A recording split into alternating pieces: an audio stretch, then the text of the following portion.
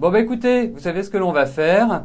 En fait, je vais rester là. Donc si vous avez des questions à me poser, si vous avez envie de, je ne sais pas, connaître les arts divinatoires, je sais que vous avez été nombreux, je vous en remercie, à répondre au sujet sur les tarots. Hein. J'espère que tout le monde l'a correctement reçu. Là où j'évoquais la papesse, vous aviez des explications sur la papesse et notamment un exercice sur lequel il y avait le choix entre 6 propositions. Donc vous avez été nombreux à y répondre, c'est très appréciable. Et surtout, vous avez été nombreux à répondre juste. Donc voilà, si vous avez des petites questions à me poser, vous n'hésitez pas, on va rester tranquillement ici. Ou alors je m'en vais, hein. C'est possible aussi. À très bientôt, Nono, et bon courage. Et puis, n'hésitez pas à m'envoyer un petit mail pour me dire comment s'est passé votre rendez-vous. Est-ce que le fait de ne pas voir la personne me dérange? Non, pas du tout. Pas du tout. Pas du tout, je suis dans ma dynamique et c'est peut-être aussi l'expérience qui fait ça. C'est peut-être aussi la pratique, hein, depuis. Ça ferait. Oui, soyez prudents. C'est vrai que. C'est vrai que quand je repense à mon démarrage, j'avais ce besoin, mais là, non, non, parce que peut-être que je suis arrivé à un niveau qui me permet d'être serein et d'être, je dirais, sûr globalement de ce que je vous dis. Alors, si vous tirez le soleil, le battleur et l'arcane sans nom, qu'est-ce que cela signifie? Cela dépend aussi de la question. Est-ce que la vibration de la voix peut-elle être un plus? Je dirais, tout peut être un plus. La voix, le visage, le nom, le prénom, la date de naissance, ce que l'on ressent. Vous savez, quand une consultation a lieu, c'est comme une amitié. Vous avez des gens avec lesquels ça passe très très bien et tout de suite vous êtes amis naturellement. Donc tout de suite, avec le consultant, je suis en parfaite osmose. Et c'est là où nous faisons les meilleures consultations puisque on lit comme dans un livre ouvert. Hein, c'est une communion, je dirais, invisible qui se crée. Donc, tout est important. Mais, vous savez, moi, quand j'ai commencé la voyance, c'est-à-dire dans début des années 90, je ne faisais que des consultations en face à face.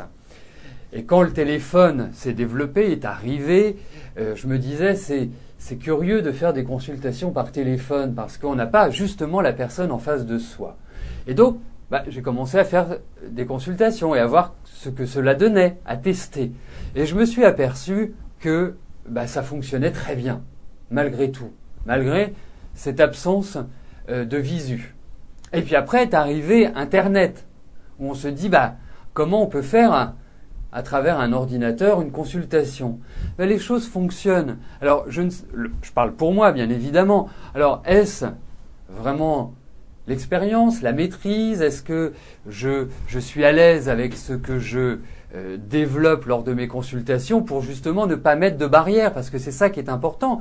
Il y a des personnes avec lesquelles je n'ai pas forcément tout le feeling, tout ce qui fait que la consultation, dans sa globalité, soit positive, soit, je dirais positive dans le sens où que ça corrobore et que ça se vérifie dans le temps.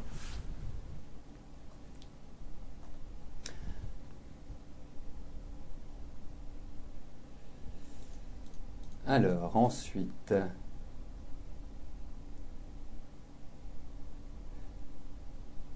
Alors, quand vais-je donner un deuxième exercice sur les cartes de tarot? Eh bien, je pense faire une ESO News, donc une lettre d'information et d'initiation, une fois par mois. Donc, le mois prochain, vous aurez une autre lame du tarot, un autre arcane du tarot.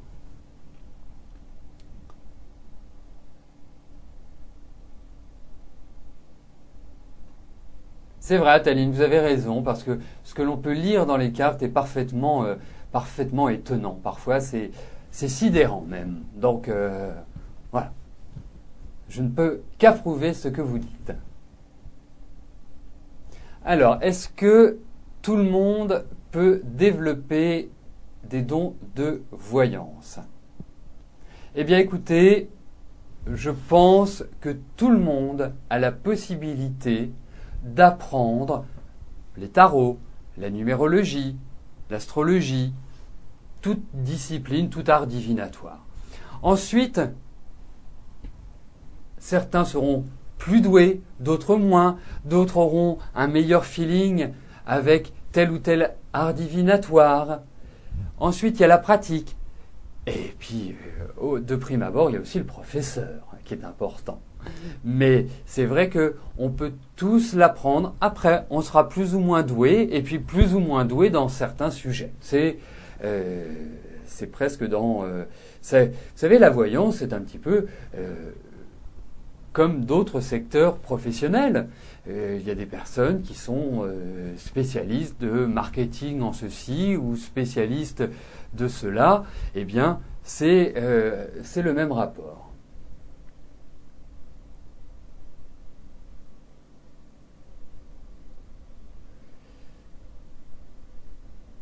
Alors, est-ce que j'ai des flashs ou est-ce que je me base uniquement sur mes cartes?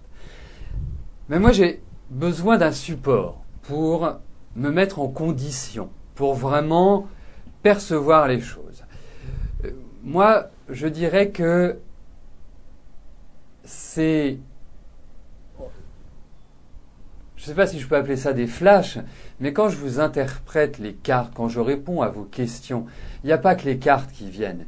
Il y a aussi des espèces d'images, des espèces de ressentis, d'intuitions qui s'imposent à moi. Parce que pour moi, les cartes sont un support, sont une base pour vraiment me mettre en condition et répondre à vos questions. Alors, Liane et Madonna disent qu'elles aimeraient faire de la voyance parce que c'est leur passion. Bah, écoutez, la meilleure chose que vous puissiez faire, c'est prendre des cours.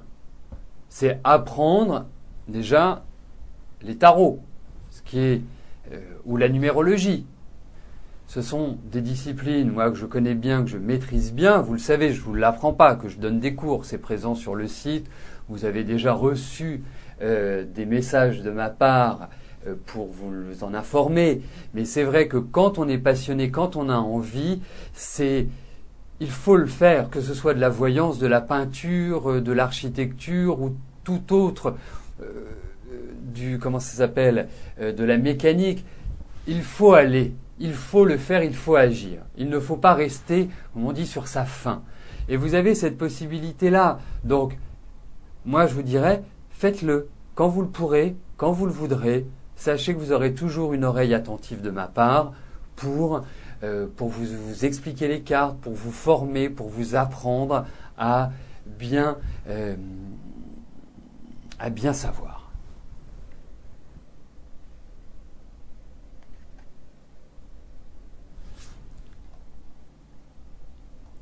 Alors, Mardelda, vous êtes médium, quand avez-vous découvert votre don? Alors, je l'ai découvert assez tardivement, puisque je devais avoir, je ne vais pas vous chanter la chanson, il venait d'avoir 18 ans, mais c'est globalement vers cette période-là que j'ai découvert l'ésotérisme, que j'ai découvert les tarots. Et ça a été une sorte de révélation pour moi. Et tout de suite, je me suis senti comme un poisson dans l'eau. J'ai appris les tarots rapidement, j'ai pu vraiment interpréter, développer, et je l'ai pu aussi grâce à une femme qui m'a initié, qui m'a appris, une femme qui avait une belle expérience, qui à l'époque avait une expérience d'une vingtaine ou d'une trentaine d'années en tarologie, et qui a quelque part m'a enseigné son savoir. Et là, voilà, ça a été une révélation pour moi, et je me suis tout de suite investi dans ce secteur-là et j'ai tout de suite eu envie de faire partager ce que j'ai appris par mes consultations, par mes cours. Voilà, je tiens, et ça vous le savez, je tiens à faire partager ma passion, à vous donner ce que je peux vous donner et toujours au maximum de ce que je peux vous offrir.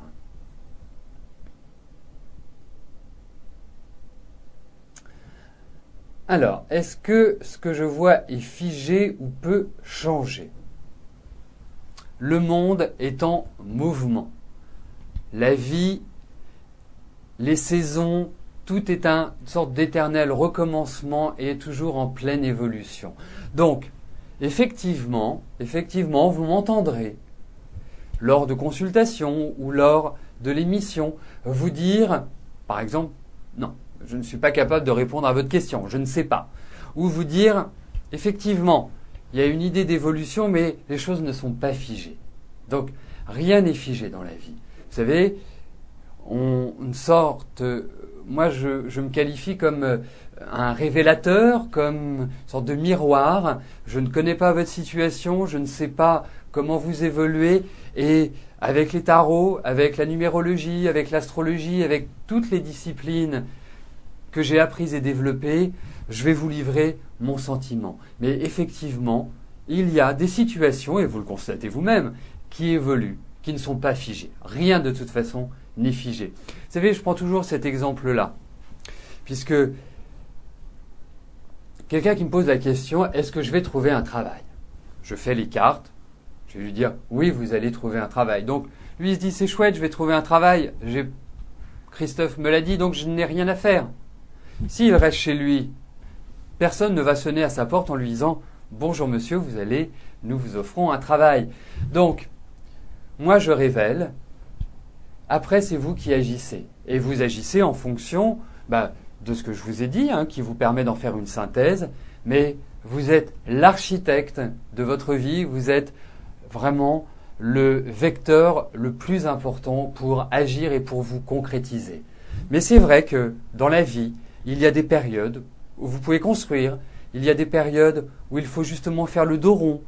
Donc, mon rôle aussi est de vous guider, de vous conseiller selon mes ressentis, selon les périodes dans lesquelles vous vous trouvez.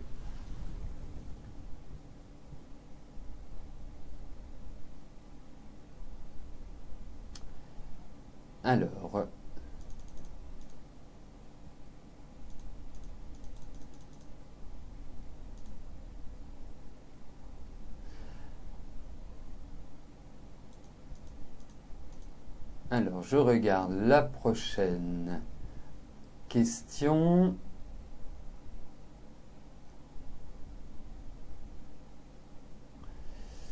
Alors, Mardelda, vous pensez que l'astrologie est une science et que la voyance est un don? Alors, on va, clarifier la terminologie. L'astrologie, bien évidemment, on peut appeler ça une science puisque vous retrouvez dans son étymologie logie qui vient de logos, qui veut dire science. Donc, c'est la science des astres.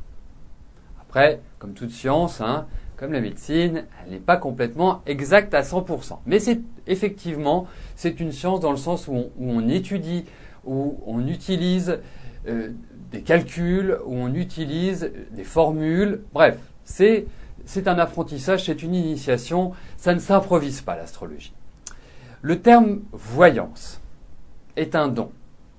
Ce qui est un don, c'est la médiumnité. Le terme voyance est un terme générique, c'est un terme que l'on pourrait appeler fourre-tout, qui englobe tous les arts divinatoires. Mais ce qui est un don, moi ce que je sens au niveau du don, c'est ce que j'appelle la médiumnité, c'est-à-dire que ce sont des flashs, ce sont des images, ce sont des ressentis, des sensations. Ça se développe. Moi, je le vois. Moi, ça m'arrive assez fréquemment d'avoir des rêves prémonitoires.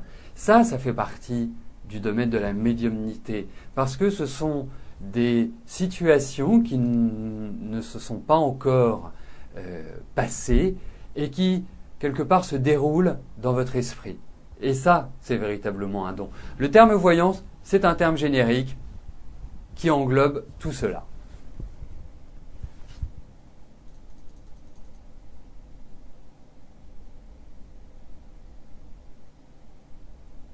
Alors, Mer Bleue, on vous a dit plusieurs fois que vous aviez un don. Comment fait-on pour savoir de quel don il s'agit?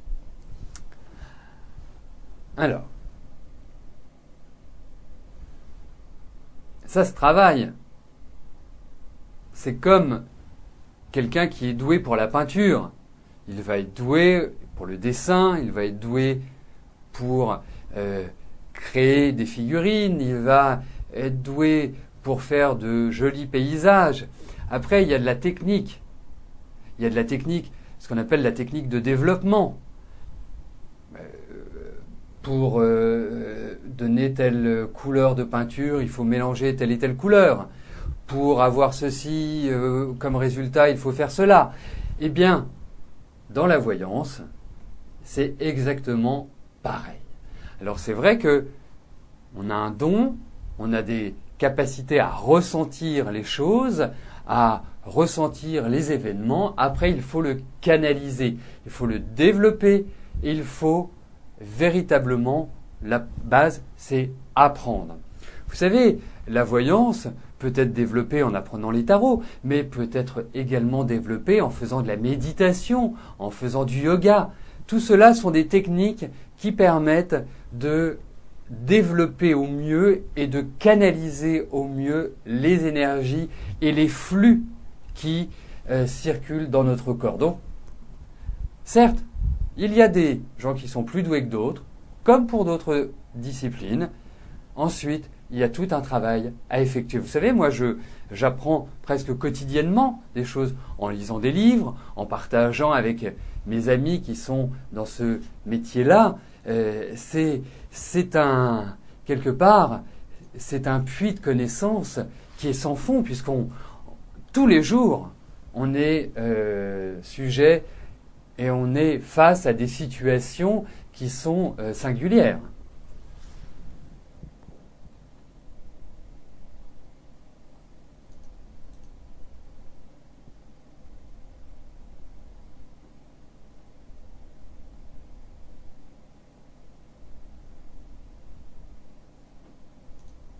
Moi, c'est très gentil, Madonna.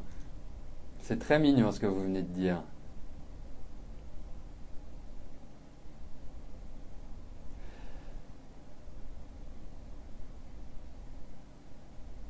Hirondelle. Donc pour votre tirage tout à l'heure, il s'agit d'une question sur un entretien pour un nouveau travail. Ben écoutez, ça me paraît pas mal. Ça me paraît pas mal. C'est un joli tirage. Je ne sais plus dans quel ordre. Puis vous savez, il y a une chose, c'est que un premier apprentissage. Quand on fait les cartes, vous le voyez, j'utilise tous les jours les 22 mêmes arcanes. Et pourtant, je ne dis pas la même chose à chacun de vous si j'avais des tirages qui sont similaires. Parce que lorsque vous faites les cartes, et c'est ça aussi qui est important dans l'enseignement, dans l'apprentissage et dans le développement des tarots, c'est que quand vous faites les cartes, il y a naturellement, en fonction d'une synthèse que le mental, l'esprit va faire, des énergies qui viennent, va apporter une interprétation. Et c'est pas toujours facile d'interpréter un tirage a posteriori, quand on vous dit, bah tiens, j'ai tiré ça, ça et ça et ça, parce qu'il y a l'instantané qui est très très important dans la tarologie. Mais bon, ça paraît être quand même un bon tirage, c'est au demeurant.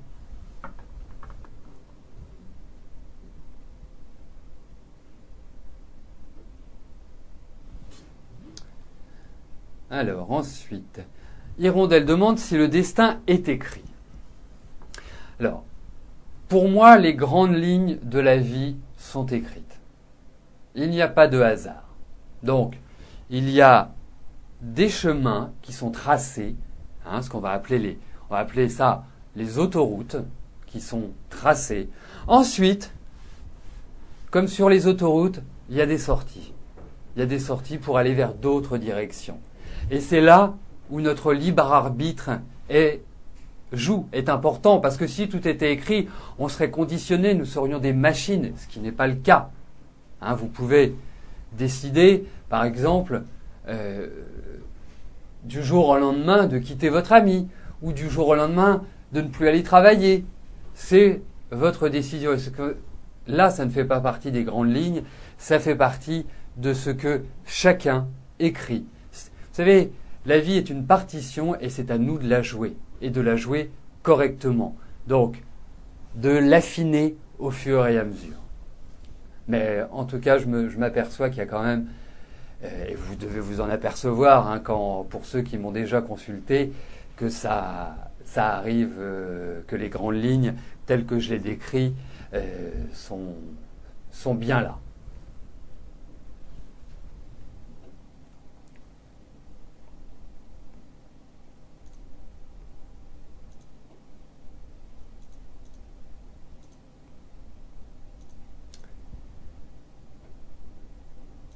Alors, Papillon me demande si je suis sans complaisance lorsque je tire les cartes.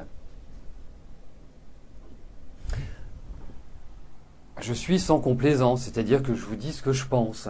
Je vous dis ce que je pense, j'essaie aussi quand les réponses sont délicates, sont difficiles, ne vont pas dans votre sens, bien de trouver des solutions, puisqu'il y a toujours des solutions dans la vie, mais parfois elles ne sont pas naturellement ou systématiquement visibles au premier regard. Mais effectivement, moi je suis sans complaisance, mais ça ne veut pas dire que je suis brutal. J'évite toute brutalité, ce n'est pas, je dirais, dans ma nature. Mais vous êtes là, quand vous me posez une question, vous attendez une réponse. Quand je perçois la réponse, je vous la donne. Quand je ne perçois pas la réponse, je vous dis, écoutez, pour l'instant, je n'ai pas de réponse. Voilà. C'est au-delà de la complaisance, je vous réponds avec honnêteté.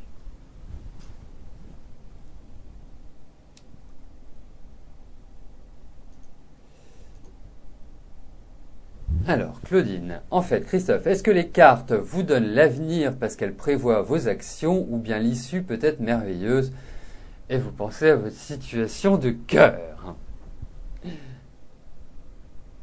Et vous pouvez tout faire rater pour une mauvaise parole. D'accord. Alors, effectivement, les cartes nous donnent l'avenir et c'est vrai que précisément dans votre cas, Claudine, puisque nous sommes quand même en contact depuis un certain temps. C'est vrai que les choses ne sont pas simples et cela se ressort dans le tirage, dans les cartes. Donc, on n'a pas... et vous êtes tout à fait l'exemple idéal par rapport à la question qui nous était posée précédemment et qui était est-ce que les choses sont figées? Dans votre cas, les choses ne sont pas figées et effectivement, on voit qu'il y a une histoire qui se construit au fur et à mesure que nous tirons les cartes par rapport à vous. Mais c'est vrai que globalement, quand les cartes sont positives, on sait que l'issue le sera, Claudie.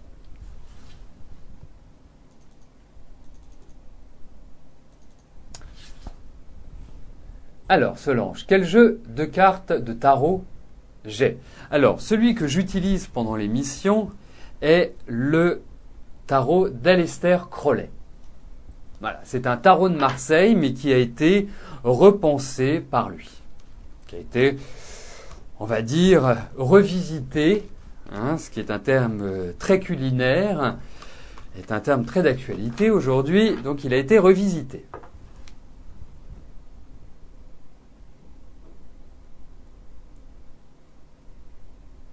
Bien sûr, les forces de l'esprit, je suis tout à fait d'accord avec vous, Liane, ont un impact aussi. C'est la volonté, la détermination, c'est l'énergie que nous mettons dans nos actions. Et ça, c'est primordial. Alors, un enfant qui voit des accidents à plusieurs kilomètres de là ou bien voir une personne triste ou malade à 400 kilomètres de lui, va-t-il garder cette intuition, ce don de voyance? Généralement, oui. Vous savez...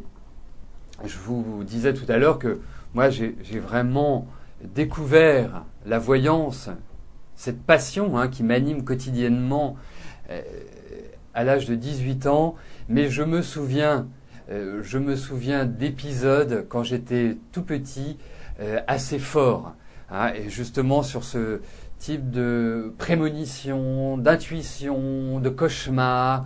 Bref, souvent il y a beaucoup de perturbations dans l'enfance.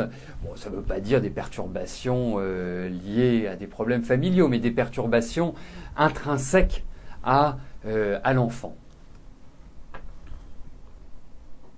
Vous avez eu des prémonitions qui sont arrivées, bien sûr.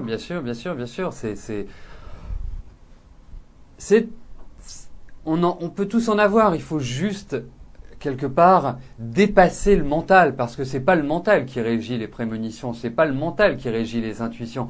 Le mental, et surtout dans notre société occidentale, est mis en avant, est la vedette par rapport justement aux sentiments, par rapport au ressenti. Hein, c'est une grande différence qui existe entre notre société occidentale et les sociétés orientales, hein, ou moyenne-orientales, où tout se base justement sur l'émotion, sur le sentiment. Et c'est d'ailleurs une grosse différence que vous retrouvez en astrologie. En astrologie occidentale, on place et on privilégie le soleil. Puisque, par exemple, si vous êtes bélier, c'est que votre soleil, en astrologie, est en bélier. En astrologie chinoise, en astrologie indienne, en astrologie tibétaine, en astrologie maya, on privilégie, pas je dis une petite bêtise, mais en astrologie orientale, c'est la lune qui est importante. Donc, ce qui ne se voit pas, ce qui est invisible, ce qui gère la vie intérieure. Donc c'est une différence de vue, et c'est vrai que dès qu'on dépasse le mental, dès qu'on, quelque part, on ne le rend plus prioritaire, eh bien on peut laisser libre cours à notre créativité, à notre intuition, à nos ressentis.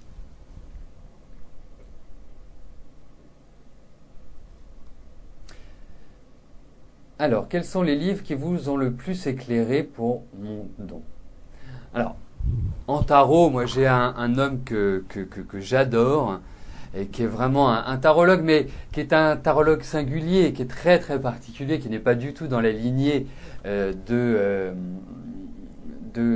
pratiques habituelles. C'est Jodorowsky, ou dit Jodo pour les intimes. Et Jodorowsky est un initié, est un homme qui a vraiment traversé ce XXe siècle. Il est toujours vivant, hein. C'est un homme qui est quand même très très âgé, et qui a eu un parcours riche. Il a aussi bien fait du cinéma, mais il a écrit des ouvrages sur les tarots. Il a fait, je ne sais pas, de la psychogénéalogie, de la psychomagie. Voilà, il y a toute une sorte il rebondit sur pas mal de sujets. C'est un initié. C'est juste un initié. Et moi, j'ai eu la chance d'assister à ses conférences, de prendre aussi des cours de tarot avec une de ses filles qui était particulièrement douée. Donc, c'est une autre ouverture d'esprit. Donc, lui, effectivement, m'a énormément marqué. Une deuxième personne qui m'a beaucoup marqué, qui est un homme de recherche, hein, qui est un homme qui est un spécialiste de la numérologie, qui s'appelle Alain-Victor Christel, et qui est un homme absolument fabuleux sur le plan de la numérologie, et m'a ouvert énormément sur le plan de l'ésotérisme numérologique, en fait, hein, sur des choses qui étaient notamment sur la Kabbale, des choses qui sont, je dirais, cachées, dirons-nous. Voilà, principalement ce sont ces deux personnes qui m'ont marqué, que je connais. Après, j'ai lu des ouvrages de personnes qui ont été absolument formidables, comme Castaneda, comme Françoise Daviette. Enfin bref, il y a d'autres personnes qui ont marqué mon parcours et qui continuent de marquer mon parcours, comme en tarot Oswald Wirth. Voilà.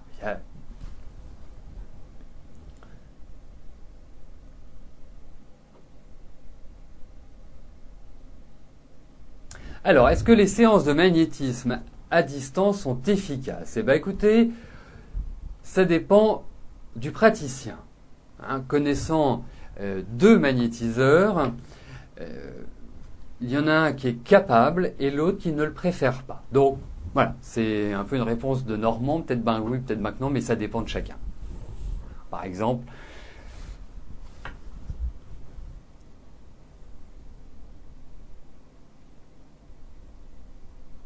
bon,